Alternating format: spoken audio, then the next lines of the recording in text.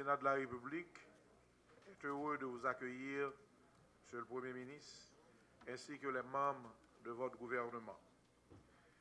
Nous vous accueillons une nouvelle fois dans cette enceinte, non pas pour l'énoncé de la déclaration de votre politique générale, mais pour des échanges sur le contenu des feuilles de route confiées à tous les ministres du gouvernement, définissant l'action globale et séquentielle de votre administration selon les priorités et les urgences du pouvoir exécutif. Je suis persuadé que la démarche de votre gouvernement témoigne de votre grand souci de responsabiliser davantage les différents ministres et secrétaires d'État à répondre avec efficience et efficacité aux promesses de changement faites par le président Jovenel Moïse au cours de ces diverses prestations de sensibilisation de campagne. Monsieur le Premier ministre, vous êtes chargé de bien exécuter le programme de politique générale de votre gouvernement. Il vous incombe aussi le devoir de réussir votre mission de chef de gouvernement. Ce sera à la satisfaction de tous. Dans cet esprit, le Sénat de la République vous félicite, Monsieur le Premier ministre, ainsi que les membres de votre cabinet ministériel d'avoir répondu promptement à l'invitation de notre Assemblée, l'une des branches du Parlement chargée de contrôler l'action du pouvoir exécutif, de faire les lois et de partager avec ce dernier, le cas échéant, l'agenda des projets et propositions de loi. Monsieur le Premier ministre, Mesdames et Messieurs les ministres, cette manière d'agir entre les deux grands pouvoirs de l'État traduit, s'il en est besoin, notre grande compréhension et notre approche intelligente de l'exercice démocratique dans le sens d'un parlementarisme rationalisé qui garantisse la pacification des rapports et l'équilibre des pouvoirs au profit de la paix, de la sécurité et de la prospérité nationale. Tous les sénateurs participent pleinement à la rencontre du jour afin de jouer leur rôle aussi de mandataires du peuple, capables d'apprécier les actions des différents ministères et de suggérer les recommandations nécessaires à la réussite de leur programme. Ce comportement permettra de protéger les intérêts du peuple haïtien, de contrôler chaque goutte dépensée et d'être sûr de diriger selon la gestion axée sur des résultats. Monsieur le Premier ministre, au nom du Sénat de la République, nous vous souhaitons la plus cordiale bienvenue dans cette enceinte.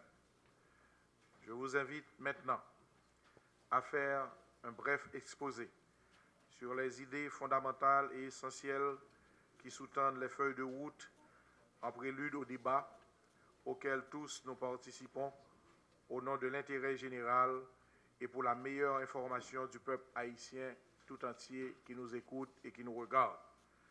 Après votre intervention, chaque ministre fera un exposé succinct de 5 minutes concernant leur feuille de route. Ainsi, après ces exposés, le débat sera ouvert à nos chers collègues de l'Assemblée.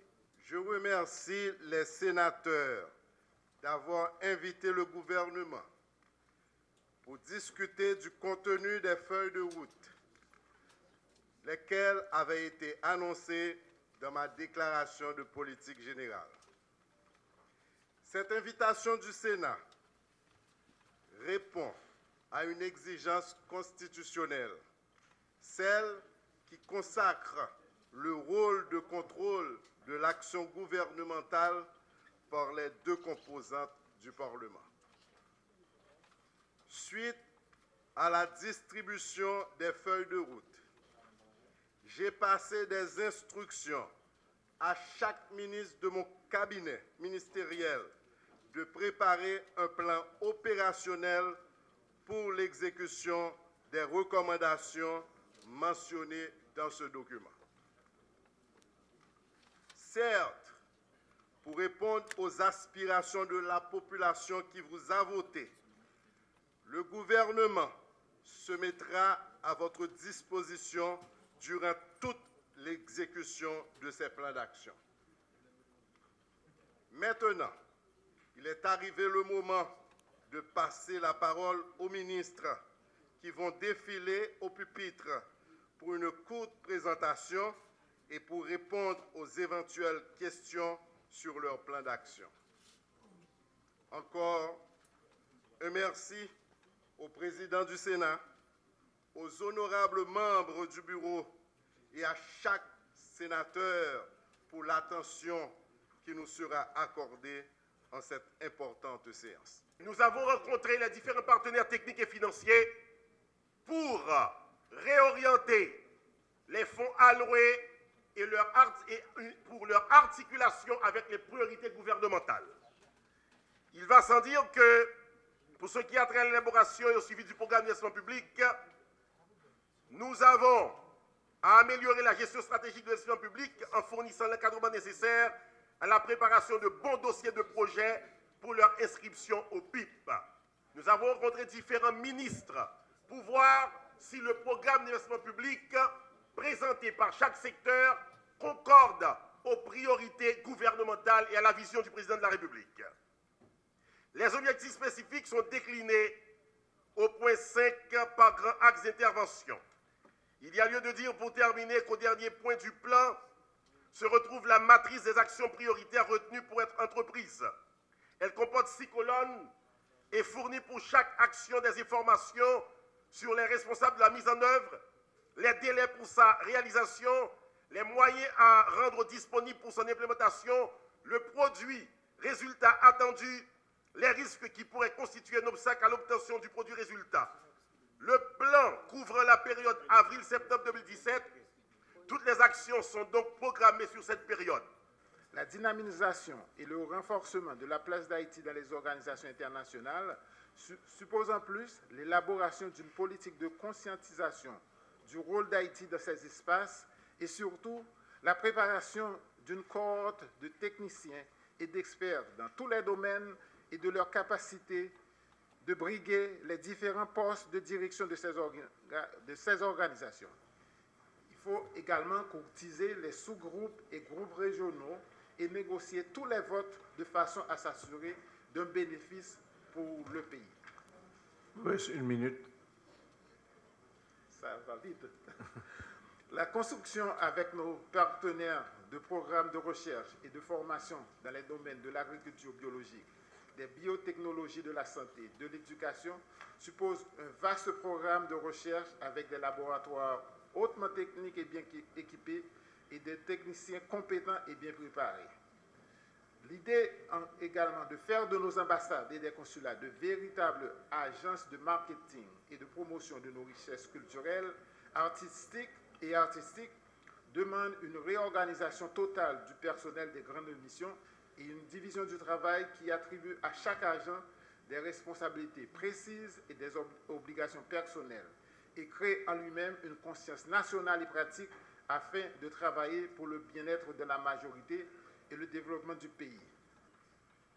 Un programme de communication autour des thèmes récurrents de sécurité publique, dont l'insécurité foncière, est déjà élaboré. Deuxième priorité, la détention préventive prolongée et la situation des détenus dans les prisons. Il s'agira ici pour nous de mettre en évidence le délai de comparution des prévenus devant les juges naturels conformément à la Constitution. La création d'un bulletin de suivi de dossier pour forcer les magistrats instructeurs à instruire dans le délai de la loi sera également élaborée. Nous allons organiser des séances des assises criminelles avec et assistance de jury 2 fois par an dans toutes les juridictions. Enfin, nous allons faire appliquer la loi sur la comparution immédiate pour les délits correctionnels. Troisième priorité, la lutte contre la corruption. Durant mon passage à la tête du ministère de la Justice et de la Sécurité publique, ce sera zéro tolérance pour les corrompus et les corrupteurs. Zéro tolérance. Quatrième priorité. La lutte contre l'impunité.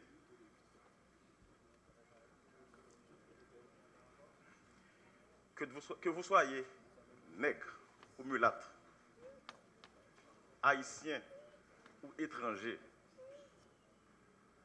policier, parquetier, magistrat, ministre, les portes de la prison seront toujours grandes ouvertes à tous ceux qui ont à violer la loi.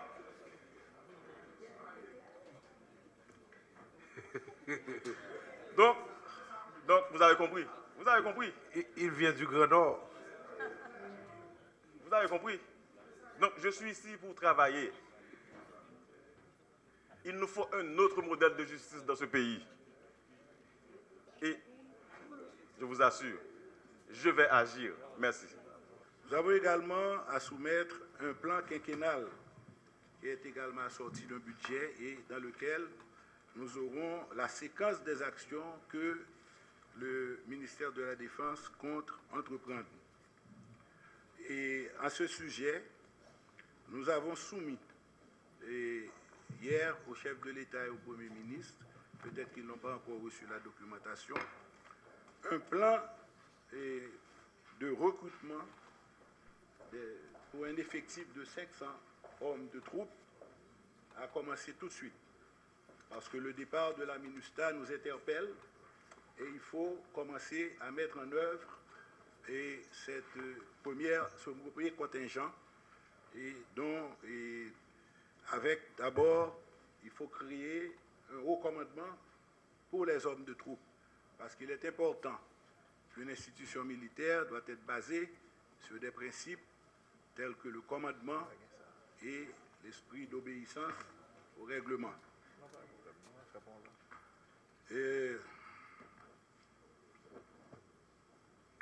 Nous avons également effectué un inventaire de nos casernes qui ont été laissées en abandon, et particulièrement sur la zone frontalière. Et ce travail, on le fera conjointement avec mon collègue du ministère de l'Intérieur.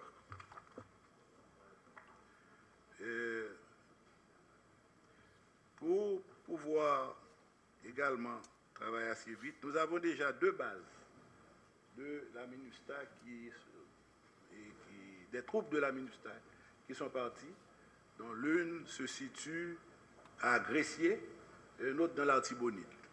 Avec le départ imminent également de la MINUSTAH, nous envisageons de pouvoir récupérer d'autres matériels et des bases pour pouvoir mettre nos hommes de troupes.